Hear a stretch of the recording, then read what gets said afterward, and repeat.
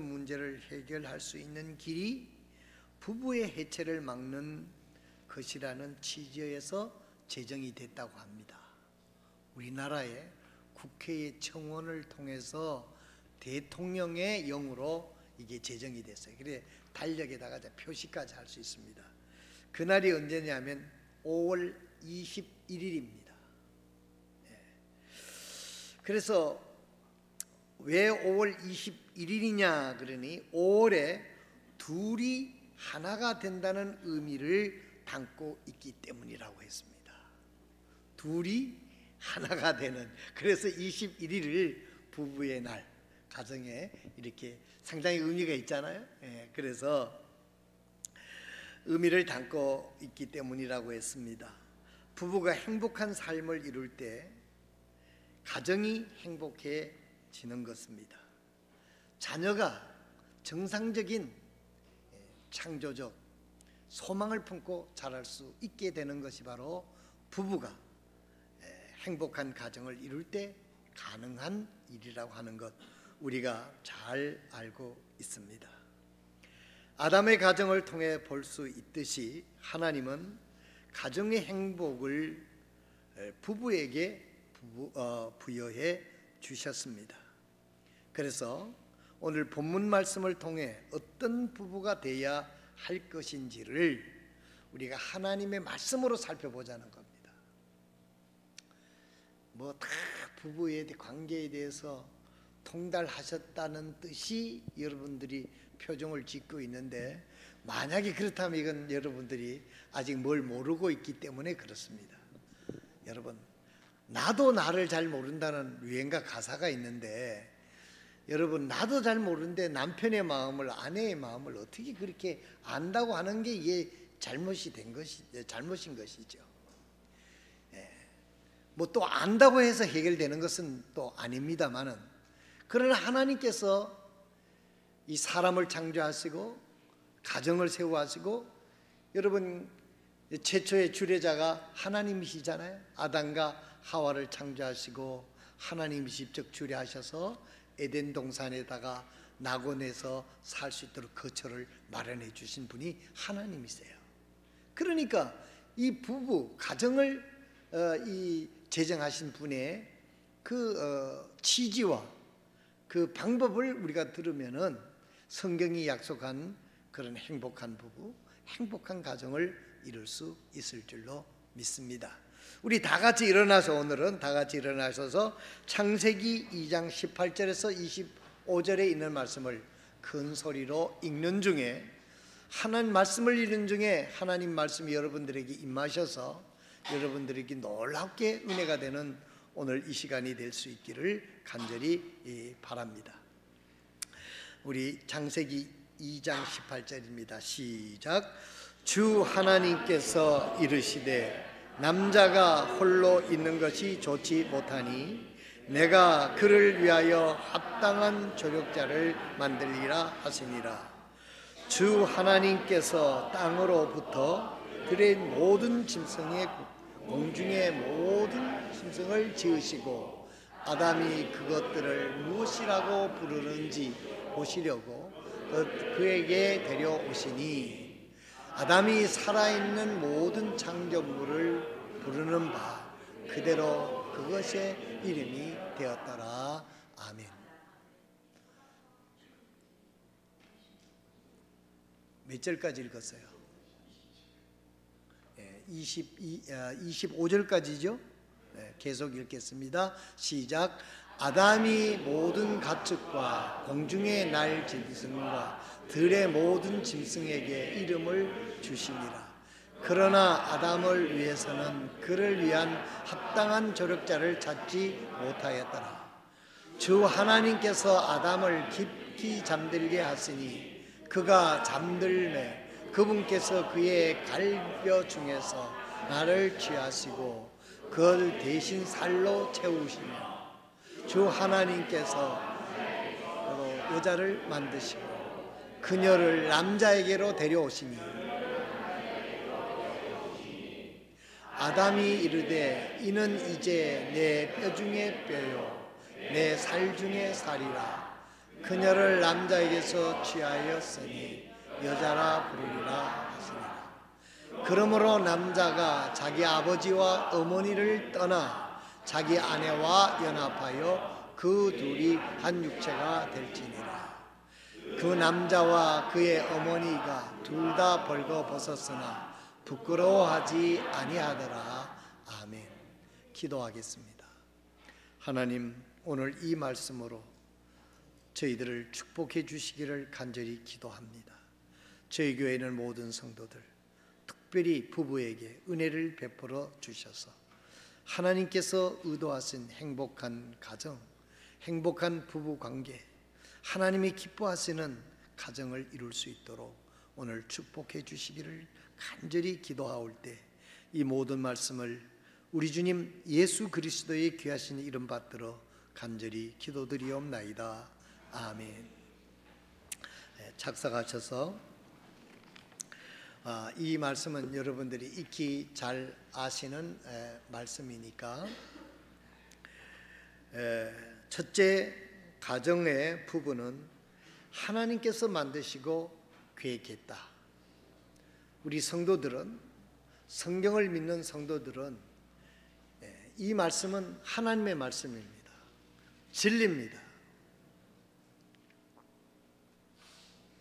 가정은 사람이 고안해서 만드는 그런 부부나 또한 결혼, 부부, 가정이 아니라 하나님께서 아담과 하와를 지으시고 남자가 홀로 있는 것이 좋지 않게 보여서 그의 배필을 하나님 하와를 지으셔서 아담에게로 이끌어 가셔서 하나님이 친히 주례하셔서, 주례했다 하는 것은 성경에 안 써져 있습니다만은 데려가 가지고 뭐 했겠습니까? 너희들 하나님 내 말 잘 듣고 내 뜻을 잘 이루는 복된 부부가 되거라 하고, 그게 주례잖아요. 주례를 하셔서 거기에 했다 하는 것입니다. 그래서 오늘 보면 하나님이 사람이 혼자 사는 것이 좋지 아니하니 돕는 배필을 지으리라 하셨습니다. 옛날 성경에는 배필이라 이렇게 돼 있어요. 근데 그때 당시에 나는 이 번역이 잘 됐다고 믿습니다. 생각합니다. 왜냐하면 중국에서 나왔는데, 중국 성경에서 번역을 했는데, 이 그때 당시 우리가 이해하기는 부부가 뭐 조력자다 이렇게 이해하는 것보다는 배필로 이해하는 게 더 쉽지 않습니까? 그래서 아마 배필로 그 번역을 했는데, 이제 킹 제임스 영어로 언어에서는 가장 잘된 번역이 우리 킹 제임스 흠정역 성경인데, 흠정역 성경에는 이 조력자로 이렇게 번역을 해서 우리가 쓰는 성경에는 조력자로 되어 있습니다. 그래서 성경을 찾아보니까 창세기 2장 18절에 주 하나님께서 이르시되 남자가 홀로 있는 것이 좋지 못하니 내가 그를 위하여 합당한 조력자를 만들리라 그랬어요. 그래서 여기 보면 영어 성경에 I will make him an help meet for him입니다. 그래서 내가 그를 위해서 돕는 사람을 만들리라. 그렇게 번역이 돼 있어요. 나는 저기 미트라 그러길래 메이트를 갖다가 그렇게 했는가? 그러니까 그게 아니에요. 그때 당시에는 뭐 미트가 메이트로 썼는지는 모르겠는데, 저기는 미트라고 하는 것은 영어로 여러분 만나다, 뭐 대면하다 그런 뜻이거든요. 하나님께서 그를 돕는 사람을 만들어서 하나님께서 데려가 가셨다, 그런 의미죠. 그래서 이 돕는 배필, 이게 영어로 내가 단어를 전부 다 찾아보니까요 이렇게 나왔어요. 여러분들이 외국에 가거나 외국의 이력서를 쓰면 아내에 대해서 얘기할 때 your wife 이렇게 쓰질 않더라고요. 거기다가 a spouse라고 쓰게 돼 있어요. 오늘 우리 학생들 영어 좀 공부를 하고 젊은이들도 외국이나 뭐 어디 가서 아내를 쓸 때는 스파우스라고 쓰지 와이프 이런 말은 없어요. 저도 한번 당황한 적이 있기 때문에 이 얘기를 합니다. 그래서 그 배필을 소개할 때, 아내를 소개할 때 스파우스라고 하는 단어를 쓴다는 거. 여러분 뭐 영어 쓴다고 해서 여러분 불쾌하게 생각하지 마세요. 옛날에 우리나라 어머니들이요, 그때는 여자들이 글을 가르치지를 않았습니다. 그래서 글을 몰랐어요. 그래가지고 유교 사상이 이 그 한문을 가르치고 이 한글을 고복할 때는 그건 앙글이라 해가지고 그냥 여자들이 배우는 거라, 이렇게 우리나라 그 세종대왕이 만든 한글을 갖다가 그렇게 폄하했단 말이에요. 그래서 이제 지금은 이제 한글이 세계적으로 유명한 이 한글이 됐습니다만은, 그런데 그 앙글이라고 무시했던 한글까지도 가르치지를 않았단 말이에요, 여자들한테. 그래서 옛날에 나이 많은 분들이 글을 몰랐어요. 자, 그런데요, 그분들이 글을 모르지만 교회를 나갔습니다. 우리 역사를 보면 어머니들이 교회를 나갔는데 찬송을 부르고 성경을 읽다가 한글을 다 깨쳤습니다. 할렐루야입니다. 그리고 성경을 읽기 위해서 그 어머니들이 그 농사일을 하고 힘들데도 공부를 해가지고 성경책을 줄줄 읽도록 그렇게 했다는 거예요. 우리 교회 열심히 나오는 분들은 앞으로 한글은 줄줄 하니까 영어를 줄줄 할 수 있기를 바랍니다. 그런 뜻에서 제가 오늘 단어를, 이 배필이라는 단어가 여러 가지 의미가 있더라고요. 그 두 번째 단어는 뭡니까? 컴패니온 돼 있어요. 컴패니온. 예. 이 컴패니온이라고 하는 것은 어떤 단어입니까? 함께 한다 하는, 한 무리다, 이런 의미가 있습니다. 그 다음에 a life partner 그랬어요. 인생을 살아가는데 함께 가는 파트너란 말이에요. 부인이, 아내가. 그 다음에 a life companion, 인생을 살아서는 없어서는 안 되는 동행자다, 뭐 이런 의미가 포함되어 있습니다. 또 a companion for life, 그 다음에 뭐 a life companion이 하고 a companion for life 같은 뜻인데, 뒤에 뜻은 우리 인생을 살아가는데 참으로 필요한 그런 동료다, 뭐 그런 의미가 되겠죠. 마지막으로 뭐가 나왔어요? mate가 나옵니다. mate. 이건 현대어로 잘 쓰는 쓰는입니다. help mate라 그러죠. 돕는 자, 배필. 그래서 하나님께서 아담을 깊이 잠들게 하고 그의 갈비뼈를 취하여서 여자를 만들었다. 성경에 하나님 말씀에 그렇게 돼서 그를 아담에게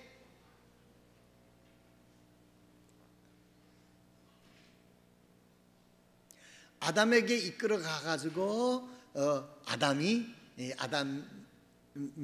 아내로 주었다, 이렇게 되는 거죠.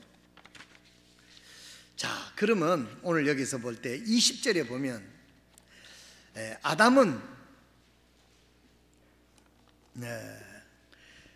배필을 찾지 못했다고 되어 있습니다. 아담이 모든 가축과 공중의 날짐승과 들의 모든 짐승에게 이름을 주니라. 그러나 아담을 위해서는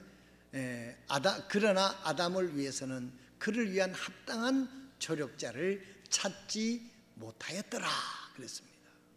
그럼 아담이 이 자기를 함께 동행할 그런 사람을 찾을 수가 없지요. 찾을 수가 없었어요. 찾을 수가 없지. 전부 다 짐승들 뿐인데 어떻게 거기서 아내를 찾을 수가 있겠습니까? 네. 여기서 그걸 몰라서 하나님께서 저렇게 기록한 게 아니에요. 여기서는 깊은 의미가 있는 것입니다.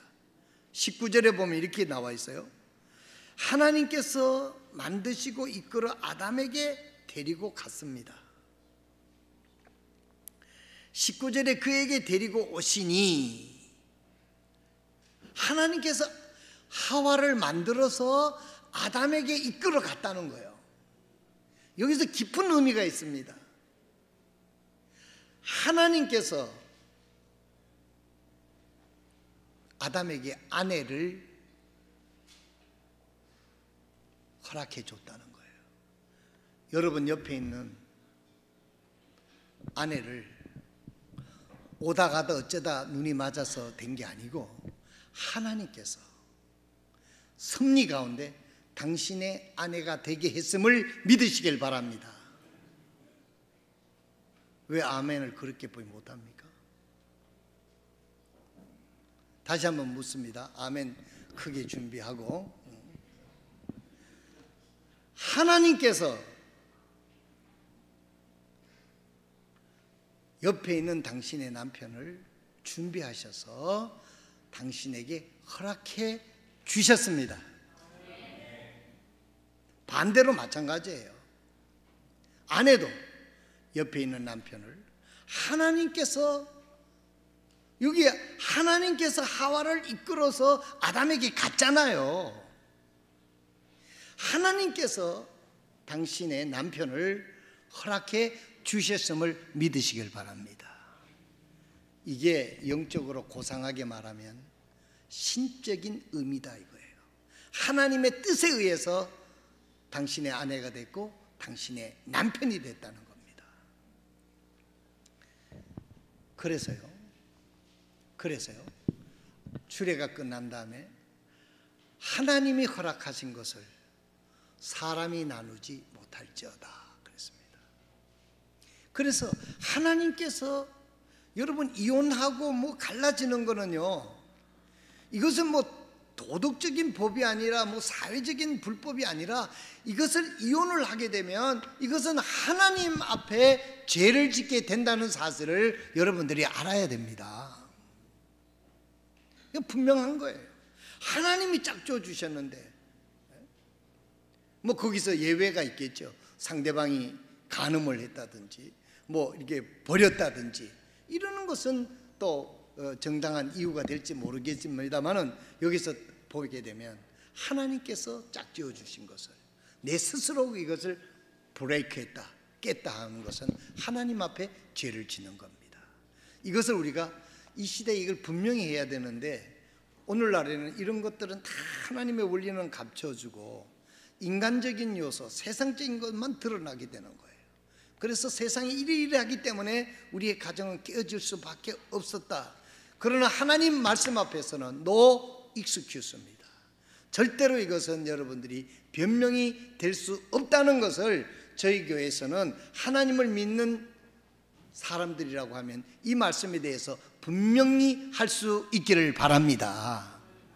뭐 여러분이 뭐 속상해서 이런저런 생각을 한다 하더라도 그것은 뭐 자녀 문제도 있고 부모님 문제도 있고 여러 문제도 있지만은 그것보다도 나를 구원해 주신 하나님의 법을 어긴다고 하는 사실을 알아야 돼요. 하나님의 법을 요즘에 사람들이 간이 커서 하나님의 법을 어기는 것이 무슨 별거 아닌 것처럼 생각하는데 여러분 하나님을 피하려 갈 수 없다는 사실을 오늘 우리는 다시 한번 하나님 앞에서 확실히 여러분들이 알 수 있기를 바랍니다.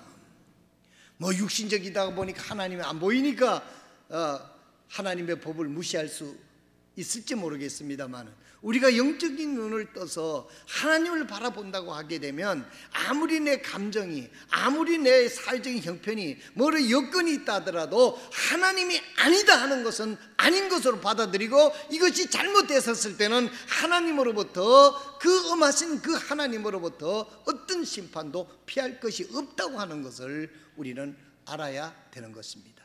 이것이 하나님을 믿는 사람이라는 거예요. 하나님을 믿는다 하고 하나님을 없인 여기고 하나님 말씀을 무시하게 되면 그건 하나님을 믿는 게 아니죠. 하나님께서 여러분들의 배필을 짝져 줬어요. 그렇기 때문에 우리는 이 사실을 하나님 앞에 엄히 받아들일 수 있기를 바랍니다. 두 번째로 여기에 배필이라고 그랬잖아요. spouse, helpmate, a companion for the life. 인생을 살아가는데 없어서는 안 되는 파트너, 조력자, 배필이라고 얘기를 했어요. 그런데 성경에는 둘이 딱 마음이 맞다 이렇게 설명은 하지는 않습니다. 서로를 돕는 배필이라 이렇게 말씀을 하고 있는 것입니다. 그것은 무엇을 의미합니까? 서로에게 약점이 있고 보완해 줄 점이 있기 때문에 서로를 돕기 위해서, 뭐 요즘에 보면 2%가 부족하니 1%가 부족하니, 우리 부부 관계에도 아내가 2% 부족할 수도 있고 남편이 2% 부족할 수도 있어요. 2% 부족한 것은 참 양호한 거죠. 그렇죠? 여러분들은 2%만 부족합니까? 저는 가끔 가다가 아이고 내 같은 남편이 어디에 있는가 한번 막 그렇게 속으로 대놓고는 얘기는 안 했지만 그렇게 생각한 적이 있어요. 내가 목사인데 바람을 피우나 술을 먹나 담배를 뭐 피우나 뭐 어쩌게 하나. 왜 웃어요? 그래서 내 생각에는 야, 내 같은 남편이 어디 있겠는가 이렇게 속으로 생각했어요. 그냥 겉으로 했다가는 또 대치기 당하니까 속으로 그렇게 생각할 때가 있었는데, 이제 점점 철이 들고 보니까 아이고 참 우리 아내가 고맙다, 그런 생각을 할 때가 참 많습니다.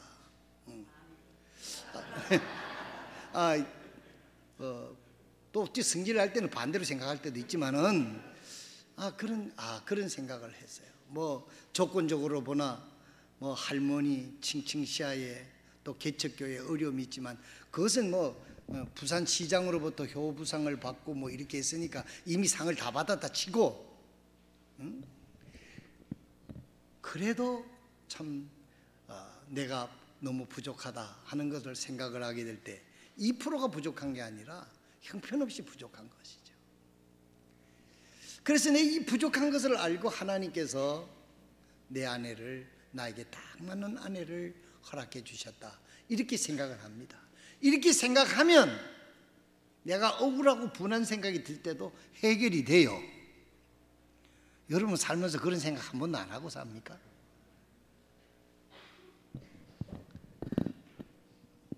우리 집사람 전라도 말로 가끔 도끼로 발등 찍고 싶다는 말 합니다. 선택을 잘못했다 이렇게 생각할 때 그런 표현을 하기도 하지 않습니까? 하나님께서 우리의 부족함을 알고 나에게 딱 맞는 아내를 주셨고 나에게 딱 맞는 남편을 주셨다고 하나님을 믿고 그대로 받아들일 수 있는 지혜가 있기를 바랍니다. 그런다고 여러분 바꾼다고 해가지고 더 나은 아내를 맞이하거나 남편을 받아들일 수 있다는 보장은 아무도 없습니다. 제 주위의 사람들 보니까요,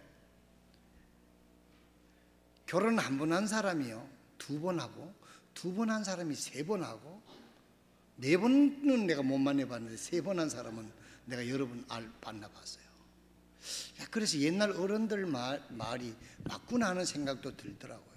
한 번 시집 잘못 가면 2번, 3번 간다 이런 말을 했거든요. 그러는데 내가 옆에 주위 사람들 이렇게 보니까 정말 그런 경우가 종종 있더라고요.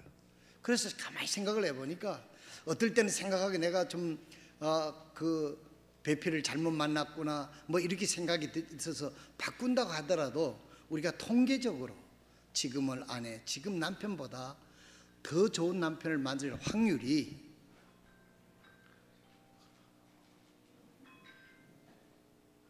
저는 권자매가 바꿀 생각을 많이 했던 것 같아요. 신호가 확률이 저는 제로라고 생각합니다.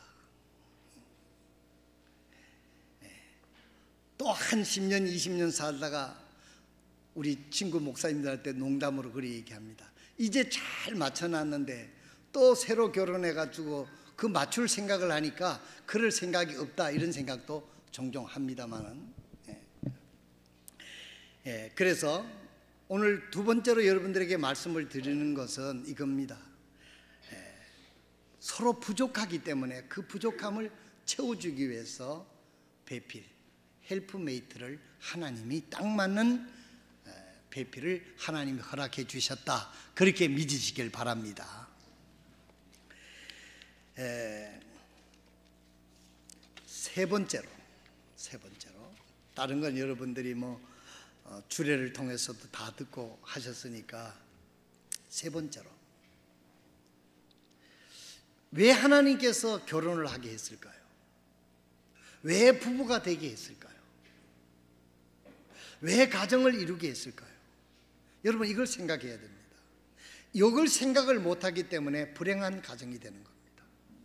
첫째, 하나님께서는 우리를 행복하게 하시기 위해서 아내를 허락하고 남편을 허락하고 가정을 이루게 했습니다. 오늘 말씀해 보면 아담이 혼자 있는 것이 좋지 않아, 하나님 말씀하시고 있어요. 그래서 하나님께서 하와를 만들어서 아내로 주어서 부부가 되게 하고 가정을 이루게 했다는 거예요. 그럼 뭡니까? 우리의 행복을 위해서, 부부의 행복을 위해서 하나님께서 부부가 되게 했고 결혼 제도를 만들었다는 것입니다. 그렇기 때문에 이 결혼 부부가 됐다는 것은, 가정을 이루었다는 것은 하나님께서 행복한 삶을 살 수 있도록 틀을 하나님께서 만들어 줬다는 겁니다. 그래서 우리는 그 하나님의 그 부부 속에서, 가정 속에서 인간으로서 천국을 맛볼 수 있는 결혼 제도가 바로 이 부부, 가정이라고 하는 사실을 우리가 생각하고 우리의 행복을 위해서. 왜 이 말씀을 드리느냐 하면 사람들이 행복이 다른 데 있는 줄 알고 하나님을 제쳐놓고 말씀을 제쳐놓고 다른 것을 자꾸 찾고 있다는 거예요. 그렇기 때문에 점점 더 불행한 것입니다. 돈이 많을수록 더 부부관계가 깨어지는 경우가 종종 있지 않습니까? 대학 교수들, 또 이런 지식적인 사람들이, 많이 배운 사람들이 서로 팽팽해가지고 이혼하는 경력들도 많이 있다는 걸 우리가 사회적 현상을 통해서도 우리가 알 수 있는 거예요. 왜 그렇습니까? 답은 하나님의 말씀 안에서 우리의 행복을 찾지 않고, 하나님이 제정하신 행복을 찾지 않고 하나님 말씀을 제쳐놓고 육신적으로, 세상적으로 이런 것들로부터 행복을 찾으니까 그 행복은 마치 바닷물을 마시는 것처럼, 점점 더 목마른 사람이 바닷물을 마시는 것처럼 갈증만 일어나게 된다고 하는 사실인 것입니다. 저희 교회 성도 여러분들은 결혼 제도는 하나님이 나의 행복을 위해서 허락해 주신 것이기 때문에 이 부부 관계 속에서 하나님 주신 행복을 누려야 되겠다고 생각하고 하나님의 말씀 속에서 행복한 부부의 관계를 찾는 성도들이 되시기를 바랍니다.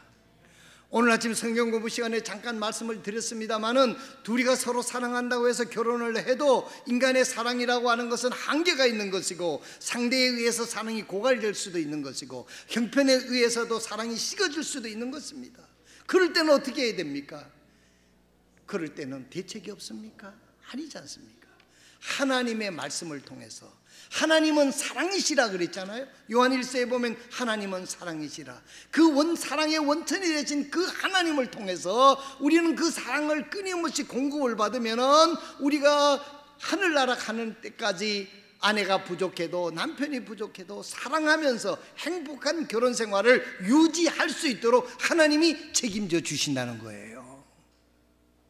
성도 여러분, 행복한 가정을 원한다고 하면서 하나님의 말씀 듣는 것을 소홀히하고, 하나님께 예배하는 것을 소홀히하고, 하나님의 말씀을 생명처럼 귀중이고 그 말씀 귀하게 여기고 살아가지 않으면 아무리 지금 좋아서 중내 사내 해도 그거 오래 가지 못합니다.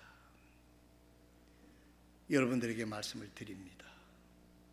하나님으로부터 부부가 서로 사랑할 수 있는 사랑의 원천이 되신 하나님으로부터 하나님의 사랑을 여러분 부부의 가슴 속에 늘 공급받는 믿음의 은혜가 있기를 주님의 이름으로 축원드립니다. 우리는 서로 사랑하고 서로 딱 맞고 서로 좋고 그러니까 아이고 그런 거 필요 없어요. 그런 생각하지 마시길 바랍니다. 신문에 드러나고 뉴스에 드러나는 이 불행한 사건들이 어디서부터 시작되는 겁니까? 여기서부터 시작되는 거 여러분이 잘 알고 계시지 않습니까? 오늘부터 우리는 여러분들이 만약에 하나님이 주시는 행복을 맛본다고 하면 그전보다도 더욱 하나님의 말씀, 하나님께 예배드리는 하나님의 말씀을 그대로 믿고 순종하게 될 때 하나님이 이 놀라우신 사랑의 공급과 하나님이 우리 부부를 지켜주시는 것을 여러분들이 체험하게 될 줄로 믿습니다. 또 하나님께서 우리의 행복을 위해서 만들 뿐만 아니라 두 번째로는 하나님께서 왜 우리가 부부가 되게 하셨느냐 하면 두 번째로는 하나님의 뜻을 이 부부를 통해서 가정을 통해서 이루기 위해서 하나님께서 결혼 제도를 제정하시고 부부가 되게 하셨다는 거예요. 근데 오늘 대부분 이걸 잊고 있어요. 우리 둘이만 행복하면 된다라고 하는 이기적인 정신으로 가득 차 있습니다. 그렇지 않습니다. 하나님이 우리가 부부가 되게 하고 우리가 가정을 이루었다면 하나님께서는 이 가정을 통해서 하나님이 이루고자 하는 하나님의 뜻이 있음을 믿으시길 바랍니다. 하나님 왜 결혼하게 하셨어요? 생육하고 번성하라고 그랬어요. 결혼을 통해서만 아이를 낳을 수 있는 겁니다. 이것을 반대하는 것이 오늘날 동성연애라고 하는 것을 합법화 시키려고 하는 거. 여자가 여자끼리 결혼을 해가지고 어떻게 아이를 낳을 수 있습니까? 남자가 남자끼리 결혼해서 어떻게 아이를 낳는 거예요? 이게 하나님을 공개적으로 대적하는 겁니다. 하나님은 결혼을 통해서 하나님의 방법대로 자녀를 생산해서 땅에 번성하고 생육하고 번성하고 땅에 충만하라고, 이게 하나님의 뜻이에요.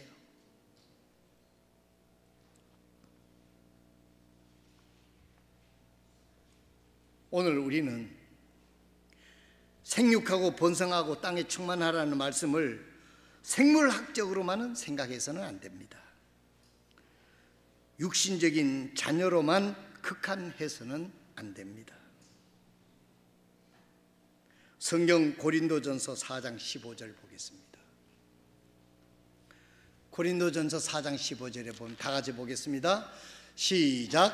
그리스도 안에서 너희에게만 만명의 스승이 있다 해도 아버지는 많지 아니하니 그리스도 예수님 안에서 복음을 통하여 내가 너희를 낳았느니라. 여러분 뭐라고 그랬어요? 그리스도 예수님 안에서 뭐를 통하여? 복음을 통하여 내가 너희를 낳았느니라. 생육하고 번성하고 땅에 충만하라 이랬다고 해서 여러분들 자녀를 많이 두었다고 해서 여러분들이 하나님 앞에 의무를 다한 거 아닙니다. 신약에 와서 우리는 어떻게 해야 되는 것입니까?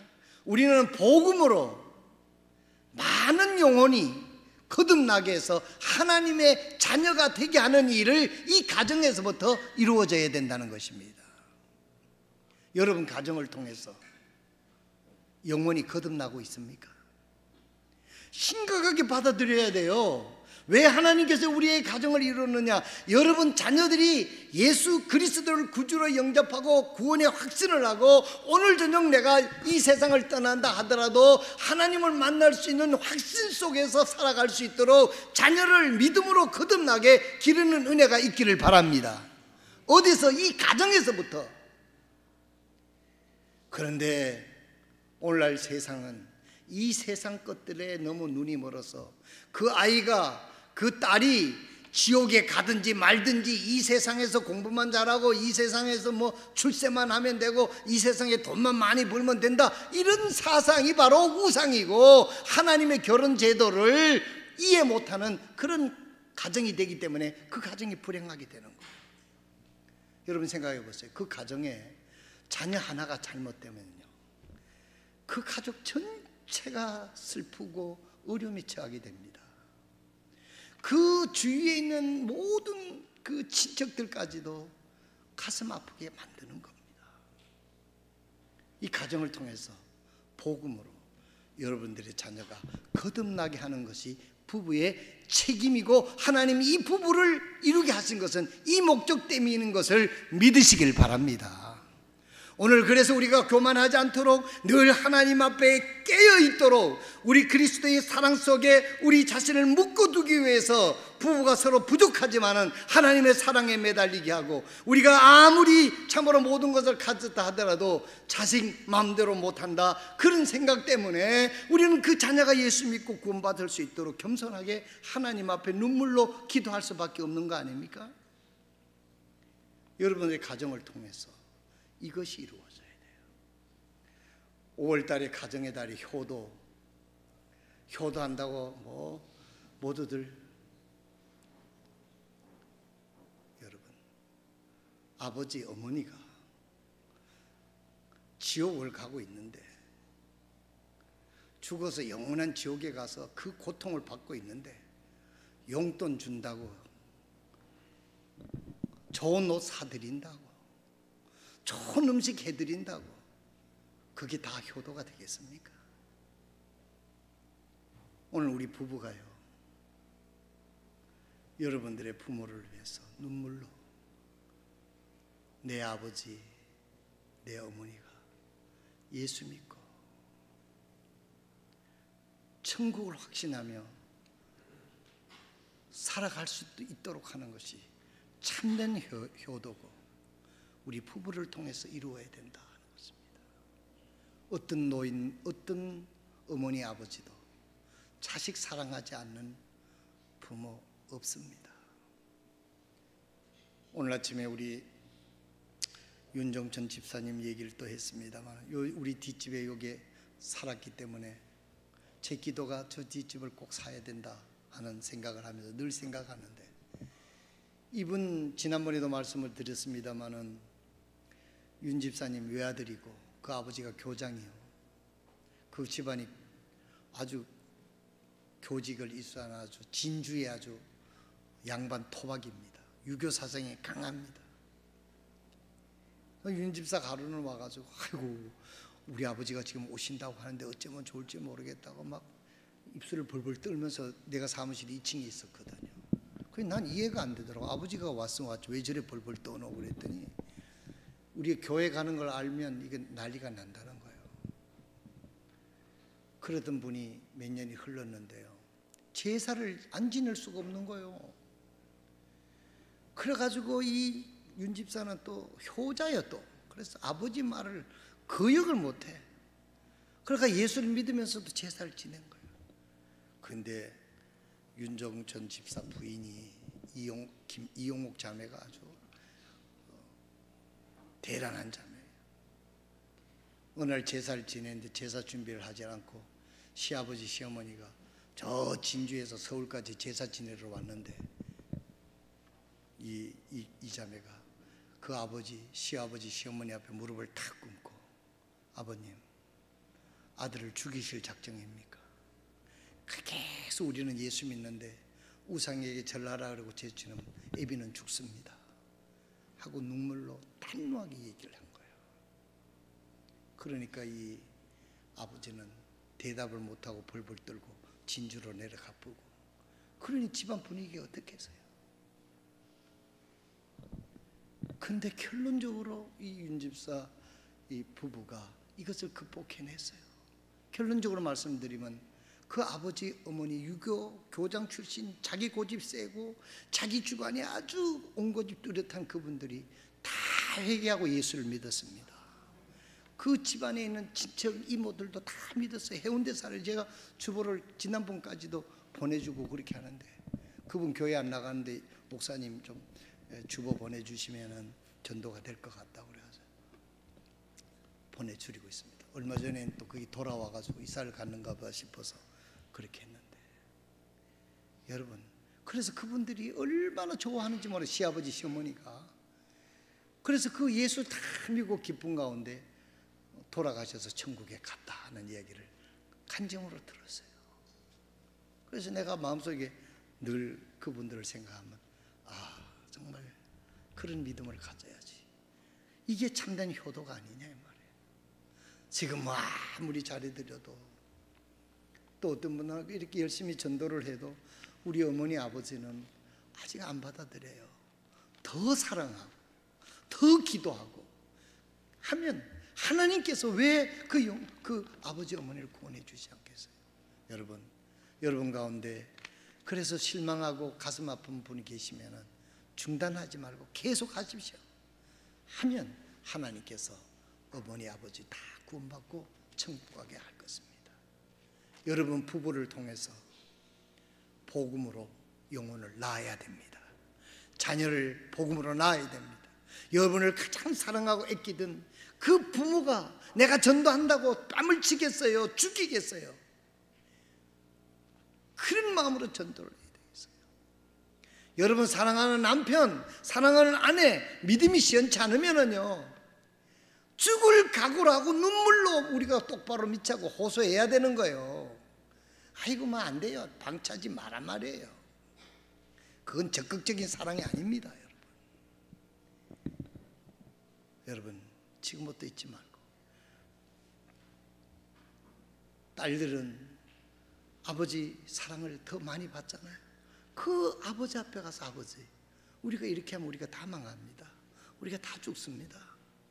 아버지 예수 믿고 믿음으로 살아갑시다. 전도해야지요.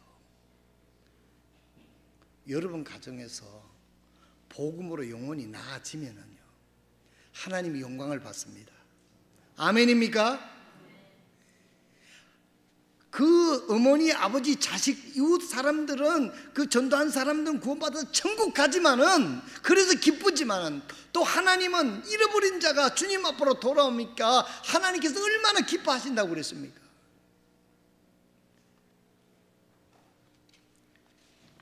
하나님께서